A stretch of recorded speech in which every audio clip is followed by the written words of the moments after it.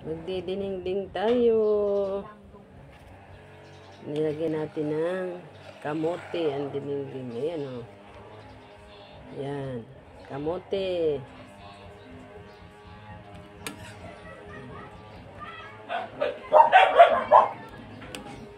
Yan. Magdidinengding tayo. Kasi ano ko po yan ay sardinas sa dinengding.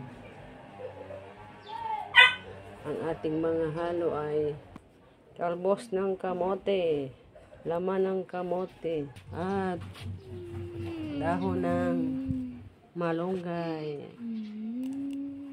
Lahat masustansya ang ating ulam ngayon.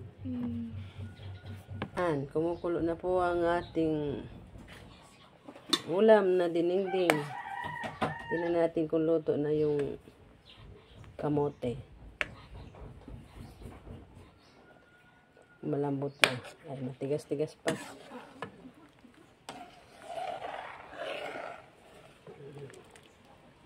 Dinengding.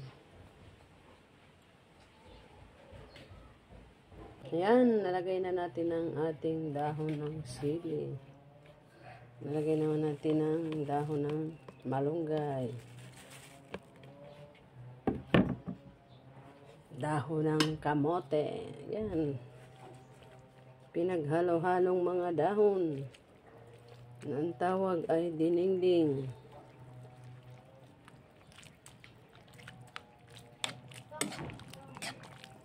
At may kasama pa yung laman ng kamote. As in kamote po yan. Hindi pwede kamote. Laman ng kanggos.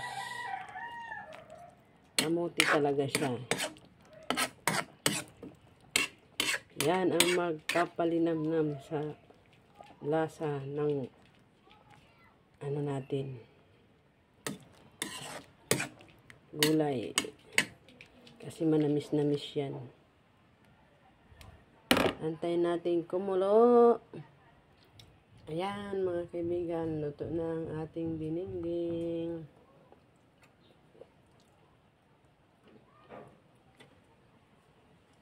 Thank you for watching.